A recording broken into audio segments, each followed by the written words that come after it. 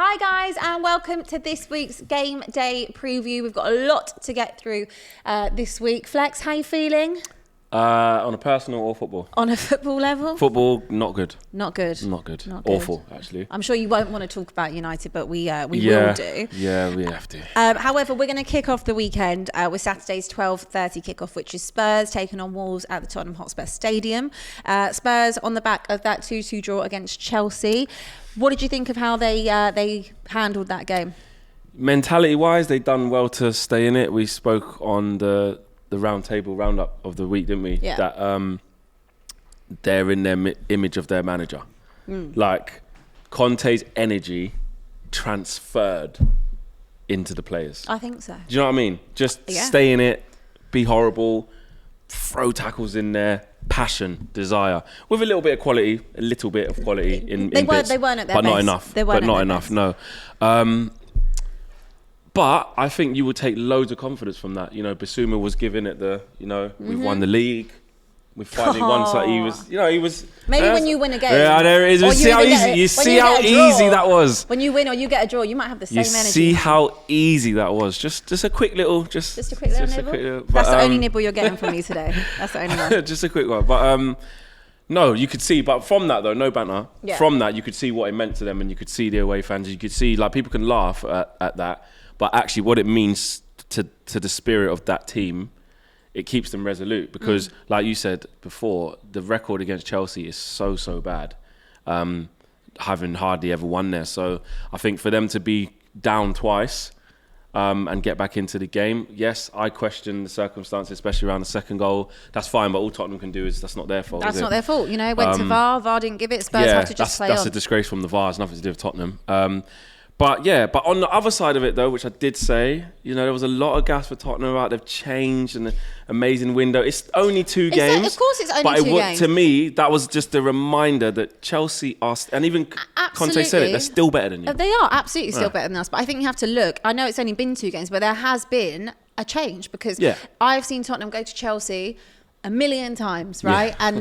And, the way that they had the first goal, they got back level. And then, very soon after the Reece James goal, I've seen Tottenham in the past. Their heads go down. There's no way they would have stayed in it. And I feel that the mentality has shifted a little bit with the help of Conte and the energy Conte brings in making them play to the whistle. Definitely. If that makes sense. And you played against them 4 times last year. Didn't score a goal. Absolutely. So, do you know what? Well, there's already a building block. And I think a draw away at Chelsea for Spurs is a very, very good result. Yeah, and we predicted a draw. We did predict I said you draw. wouldn't get beat. Exactly. And Chelsea played far better. But do you know what? At the end of the day, points are shared. Wolves coming off the back of that 0-0 with Fulham. What have you made of Wolves so far this season? Same, not the same as Spurs, but I mean they're the same.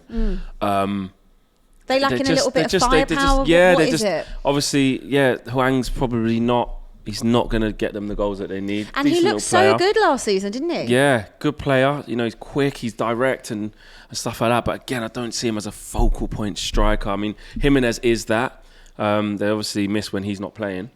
But even him, he's getting older now and stuff like that. So I just feel like they just need to freshen up. They have just signed a midfielder as well for £38 million. I forgot his name, actually. But also Traore's back with them now, isn't he? Yeah, but I don't know whether that's. Do you think that there's any hope of him staying there, or do you think that it's something? The window's getting closer to being shut. And yeah, I wouldn't rule out a move. I don't know. It looked like he just wanted to go on to pastures new, didn't it? Obviously, Barcelona fine. He already was there before, so I want to reignite it. Didn't work out. Come back. But football's a funny game. If he plays him in the next game against Spurs and he does well. I remember him doing quite well against you. He does. He has a good record against us. And he don't score that many goals, but it's Man City and Spurs. I think he does score. Yeah. Against. So we'll see what happens. All right. What's your prediction for this game? Comfortable win for Spurs, though. Back at it, still confident after the battle at the bridge. 2-0 Spurs. Okay. I will go with a 2-1 Spurs because I just never believe that we won't concede, even though we are much better at the back. Right, moving on to Everton taking on Forest. Forest off that epic win. First home game last week, wasn't it? At Forest in front of the crowd since they've been promoted. Everton, again, another loss against Aston Villa last week. How'd you see this one? I predicted that at home, City ground, the fans would be up and there'd be a shock, or they'd do West Ham because I fancied them at home. Obviously, the sample size isn't big, but if I'm going off the away performance to Newcastle, they didn't do well at all. Not a shot on target. It's two ways of looking at it. They look better against Forest. That's what I was going to say. So Forest looked better in the second game, you mean? Yeah. That's what I'm saying. There's two ways of looking at it. You could say that they looked better because, you know, they worked on that and they changed. Or first home game, buzz, it's loud, you're at it. Like what Fulham done against Liverpool, and we'll talk about them in a bit. Do they go to Everton and put up that same type of performance with good energy and stuff like that? Everton, one thing about Everton, they're lacking a lot. But at home, they compete. They make it quite difficult. And that's why I think Forest might struggle a little bit. But I don't see who's going to score. Everton have got a lot of problems. You know, they've got no firepower, no Dominic Calvert-Lewin, no Richarlison anymore. Anthony Gordon linked with that move to Chelsea. Is that going to sway his mind? Is he going to be in the squad? Injuries as well. Yerry Mina out. Ben Godfrey out. You know, we have to look at, you know, Everton. These are the games again. But Everton did all right against Villa, considering that game wasn't, you know, Villa weren't great. And it is at home, so could this be in their advantage? I don't know. It's a tough. I think this is a tough one to call. I think Everton win this. One. No, they don't keep clean sheets. But I don't think Forest are scoring like that. 1-0 Everton from like a set piece or a pen, free kick or something like that. Just. I think this could be a draw. I'm going to go 1-0. It could be a draw. I'm going to go 1-0 on this one. All right, okay. And see how it goes. Leicester City taking on Southampton. Southampton battled in that 2-2. Done well. See, every time you just don't know what you're going to get. They look dead and buried. 2-0 down. Done. Battle back. And they just battle back. They were at St Mary's. There has been a few rumblings at the back room. The back room in the change room isn't too good. Similarly with Leicester, to be honest with you. I mean, Leicester 4-2 loss to Arsenal last week. They did well to get themselves back in the game, but has it just gone too stale at Leicester? Brendan Rodgers doesn't look to be that happy, does he? Nah, he doesn't, and I get why not. He can't no incoming signings. Yeah, he can't refresh his squad. There's question marks still over Fofana. Tillemans again, just looking like he's waiting for that move to Arsenal to materialise or for them to put in a bid. Maddison, do Newcastle come back in? I don't think they can afford to because they've only got sort of 40-50 million left to spend because of FFP. So they can't. I think they've reached their max of what they've offered for him unless they sell someone. But. And would it even be worth going to get Maddison for 80 million? What not that price, yeah. You know, in the market, some of these fees are just astronomical. Yeah, 50, 60, yeah, okay. But, yeah, not an awful lot. But then Fofana's, you know, they're turning down bids for 75, 80, Chelsea won him for. Yes. So, but against Southampton at home, I think Leicester win. Do you think? Yeah, they were really good for a long periods against Brentford in the first game of the season. They tired. Got worn down, only made one sub, and then that was probably where they obviously the depth side of it. But you know, you still got Patson Dako, you got Iheanacho. I don't think he got on. So there's still things there, but I think they beat Southampton at home. Okay. Score? 2-1. 2-1. Fulham facing Brentford. I mean, Brentford are going to be flying, aren't they, in terms of confidence at the moment after beating. Not really. It's easy games. Normal easy game. To be fair, I mean, United get routine win. They get battered everywhere they go. So, do you think going to Fulham, newly promoted, there's still that buzz around the club? Fulham again 0-0, haven't lost yet since coming back up to the Prem. What's your views on that one? I fancy Brentford in this. Ooh. I fancy Brentford. But then, having said that, if Fulham can put up anything near what they did against Liverpool, like just with that intensity, they were creating chances. Mitrovic was a handful, not so much so against Wolves, but then it could be a difficult afternoon for Brentford. But like you said, coming off the back of winning against Manchester United, Brentford are a good team, man. Like, I'm not saying that excuses why we got destroyed. I'm giving them their props. Yeah. They are a good team. Damsgaard, another week of training, didn't play against us. But, you know, hopefully they can start getting him involved. Josh De Silva's back for Brentford. He's brilliant. You saw what Ivan Toney's been doing recently, and him and Mbeumo up front are a threat for anyone. So I think they give Fulham a real good game. I think they just nicked that. I think they nicked that 2-1 as well. 2-1 Brentford. Got a feeling that Brentford get that. I kind of want to match you. But maybe just make it... Maybe I'll go 2-1 Fulham. Okay. Yeah, can't write Fulham off, especially if they perform like that at home against Liverpool, to be fair. I mean, we know that you should really back them to put that up against... It's not always going to be sustainable throughout the course of the whole season. Yeah, exactly. But I think, you know, second game at home, energy's still high. Haven't lost yet. Let's see how that goes. Crystal Palace and Aston Villa both, had a good weekend. Villa beating Everton last week, and Palace getting that great 1-1 draw at Anfield earlier this week. Palace, have you think they look better in the last game? Different tactics. you know. Got the job done. Got the job done. Had to play one up front with Zaha. I think they went 4-5-1, didn't they? Or 5-4-1. What a finish.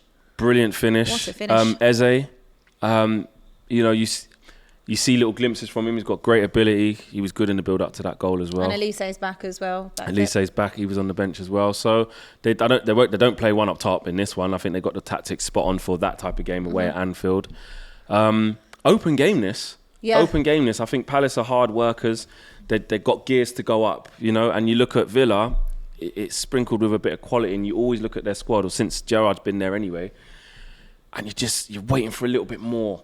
You just want some consistency. You want them to kind of perform at a kind of benchmark you can hold Gerrard to and say that's what you're getting from his teams. It's a bit too inconsistent. He's doing this at the moment. And of course, Diego Carlos is also now out for, I think, majority of the season. Yeah, isn't he? Ruptured his Achilles, I think. Yes, with that injury. I don't know. I think part of me thinks this could be a draw as well, like a 2-2 or something. High scoring 2-2.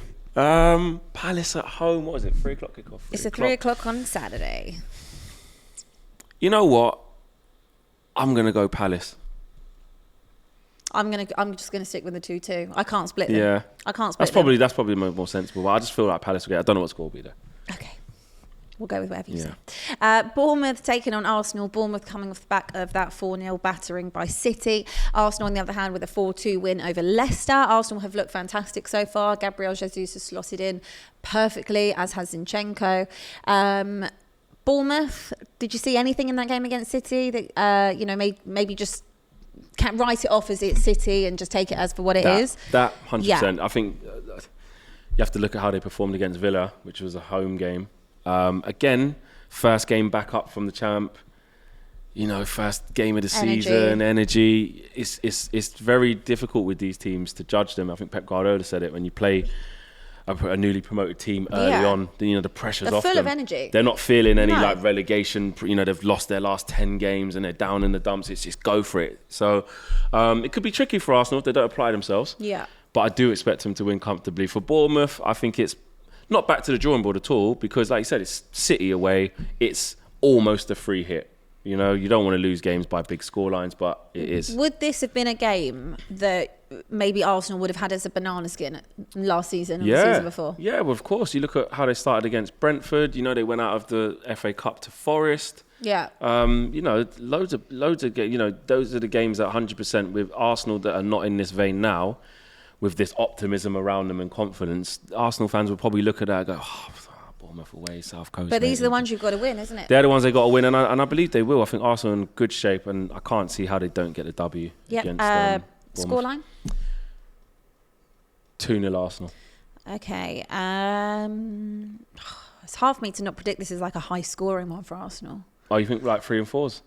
I don't want to do it, but I might just go with like a 4-1. Okay. A 4-1 to Arsenal. No disrespect to Bournemouth fans. I hope it's the other way around. But yeah, I'm going to go with that. I'm going to back Arsenal this week. West Ham facing Brighton. West Ham 2 losses since the start of the season. Down the bottom of us, mate. Down the bottom, keeping you warm just above. I mean, we're rock bottom, but at least they're joining us. You know, it's nice to have some Get company. some company, 100%. It's nice to have company. Brighton 0-0. We called that, didn't we? We said like them and Newcastle were like coming off 2 good results, especially Brighton after beating Man United, and it's like some teams are very hard. I feel like some teams are very hard to split either way because they're quite similar.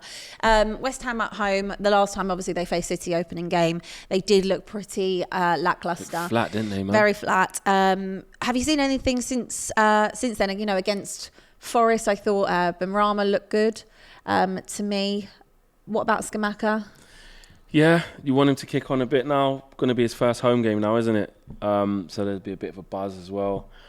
And Declan Rice missed the penalty, didn't he? Mm-hmm. It was a terrible penalty. Awful penalty, although Dean Henderson looked like he plucked it out the top bins and giving it, you know what I mean? But listen, he saved the penalty. Bitter. 100%. But West Ham need a reaction. You know, David Moyes will not be happy with, obviously, back-to-back losses. And Brighton, I think, they'll just do what Brighton do. They won't change anything. They won't panic.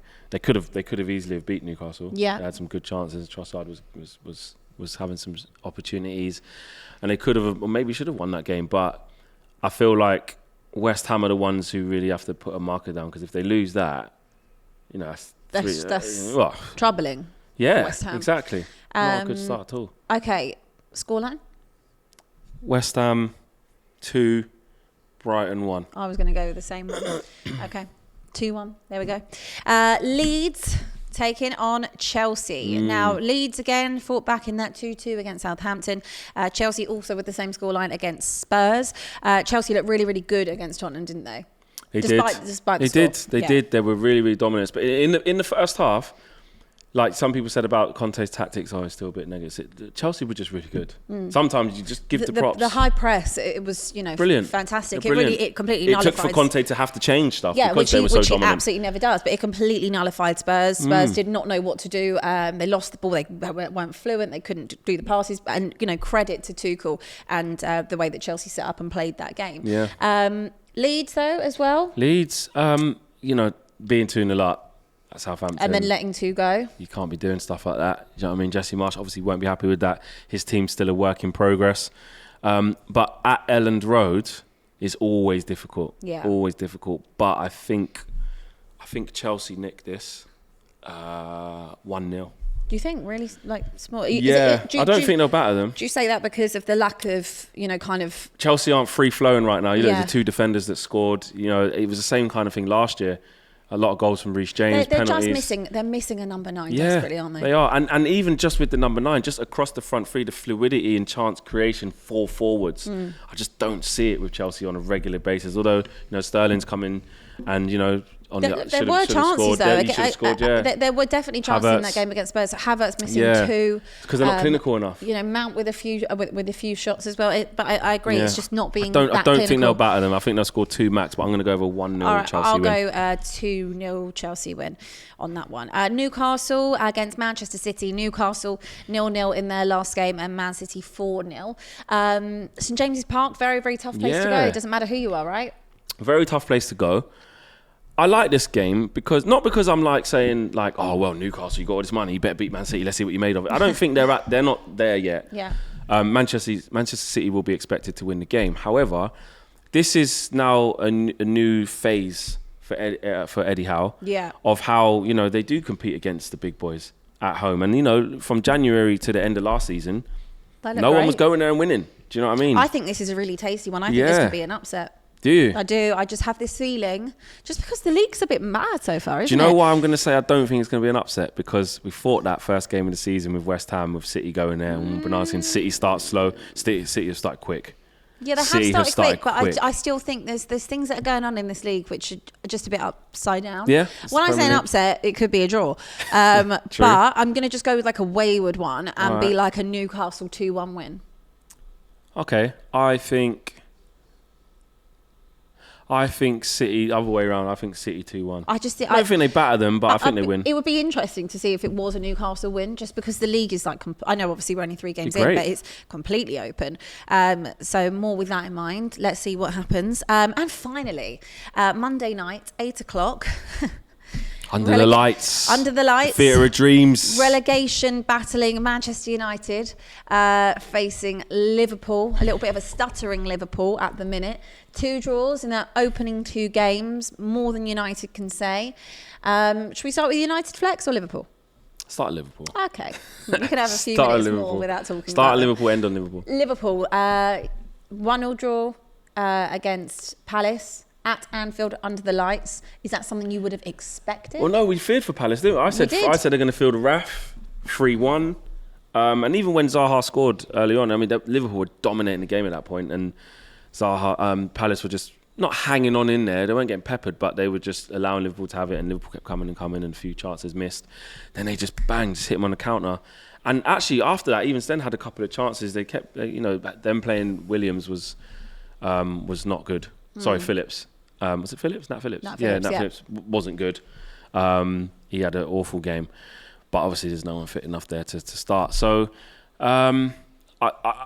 they're not as bad as people are making out. Who, Liverpool? Yeah, they're not. I just think that there's a very big loss and a hole left from Mane. They've got obviously a lot Jota to is sort. not fit. Yeah, so that's another loss you have to take into account. 100%. And midfield as well. And midfield. Still created loads of chances. They did create chances, but do you not think that you could see just how big of a loss already Mane is to that Liverpool side? You can say yes and you can say no, because Diaz announced himself. They needed something from that left-hand side. He's beat five players, Diaz four looks players. like, and obviously when they bought him in January, he looked like the perfect replacement for Mane. Yeah. However, obviously Núñez, it is very soon to judge Núñez. Way too soon. Obviously him getting that sending off for the headbutt on Anderson. He will have to learn from that. But what are your thoughts on Núñez so far from what you've seen? No different to what I thought before, which is that he's not very polished. There's areas of his games that are quite rough around the edges. Like, he's a bit heavy on the touch, would you say? 100%. You look at what Bobby Firmino is and how he is on the ball. Exquisite. Do you know what I mean? Great touch, great understanding, great IQ. Not the most clinical or high scoring number 9 you'll get, but in terms of the glue and knitting together the play, fantastic. But the chance that Núñez kind of missed when it hit the bar. You know, he should be just scoring. Shouldn't even be slicing off someone else and going in there. He's a different kind of outlet to what 100%. Liverpool are used to. Yeah. And that does, involve adapting and changing your play a bit. A little bit with City and Haaland. Yeah. Out of the two from who you've seen so far, Haaland and Núñez.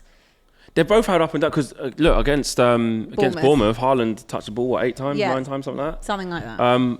But was in a position to get a cutback off Foden for an open goal. But he just didn't take it. So if he would have scored that, would have been like, well, it doesn't matter. So I just think that will happen, especially, one, because it's their first seasons with teams who literally are not used to playing with those types of forwards. Yeah. And 2, there's bits in both of their games, more so Núñez in my opinion though, that just are rough. Rough around edges. Just need a bit more. Yeah, but as you can see, Núñez was still in a position to get chances. Yeah. Haaland was as well. Okay. So, yeah, I wouldn't worry too much about them, but I'm glad he ain't playing. All right, well, let's move on to Manchester United. Yeah. That's it. That's it. Yeah. I don't actually know where to start with this conversation because you lost at home to Brighton. Yeah. And credit to Brighton and Graham Potter. You lost. You got battered. We lost. We only lost 3 points. We didn't lose any more points. We lost 3 points. Battered. Just call it what it is. Yeah. You got battered at Brentford, and all credit to Brentford. What is going on at Manchester United? Just chaos, isn't it? Just chaos. No decisiveness in decisions. A lack of vision of how they get to where they want to be. And we're in freefall. There's just there's no accountability of the players. There's no responsibility being taken from them. There's do you no desire. lay the blame, or do you lay? I know that you obviously lay some of the blame internally, but how much blame do you lay on the players? A lot. I mean, me expecting them to be better, certain players, it's like I can't do that because some of them reach. Yeah. So there's that. That's fine, but that's the realistic. But then, like we know, this happened this week. Ten Hag made them come in and run 13.8 kilometres. That's how much more Brentford ran than them. That's inexcusable. That's basic application. That doesn't happen by accident. It happens because you didn't try. You would had an off day. That just bringing in Ten Hag, but obviously at the end of last season, he's had a full pre-season with them. Why are they not running? Why are they not applying themselves? Is it the manager? It's because... What is it? It's because leopards don't change their spots. That's why. These players got... partly, Mourinho the sack, Oli the sack, and I'm not saying Oli was a great manager and shouldn't have got sacked, but I'm just saying these players have been part of that. But they're not all the same players that were there under Mourinho. No, but that was further back. But Oli, they got him the sack in terms of, okay, Oli wasn't a good enough manager. The towel in, yeah. But when it goes bad, our situations are where we're getting destroyed. Like it's not like in Arsenal's rebuild, like they were losing like 2-1 or something like that, or 1-0, but it's still an L. We're getting the batterings, as you said, they're racking up. That only happens when players give up. And also, it looks like that a lot of the time you don't actually know what you're doing. What you're meant to do, like the basics of football and what you're meant to be doing, until just don't seem to be there from the front to the back. 100%, and we won't be successful with a lot of them players still there. In my opinion, okay. I don't think it's possible. So what do you do next? Because you brought in Martinez. Yeah. You've brought in Eriksen. Yeah. Who's playing out of position. Malacia. And you've brought in Malacia. Out of your 3 signings so far, are you impressed with any of the 3? Well, of course not. Can't be. Have you seen anything from any of them? No. Not really, no, because Malacia hasn't started in the 2 games and came on at half-time when we were 4-0 down, so that's not a judge. Eriksen started as a false 9 against Brighton, and look what happened. Started in a defensive midfield situation and got absolutely done over by David De Gea.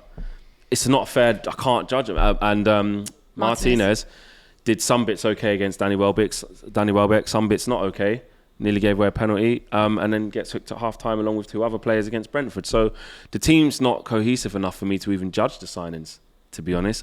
As of yet, they don't look great, you'd have to say, because we've been awful. Been absolutely horrendous. But this game, I mean, I've seen some people sort of saying, look, I had a laugh of it at the beginning, Liverpool out of the title race already, we beat them, we're above them, But that was in the moment of when they just lost to Palace. We can jump on Twitter and say that. Let's just deal with the cold, hard facts here. What do you see this game? I see nothing other than a Liverpool win, because if you flip it and say Liverpool have stuttered a little bit and need to get points ASAP, who do you want to play most in this league right now? It's Man United. It's Man United. That's a Liverpool team that don't have its proper midfield. It's a Liverpool team that's going to be without Darwin Núñez. It's a Liverpool team that's just drawn their last. But even your squad currently, do you not think that they'd even be up for this type of game? It's a massive game.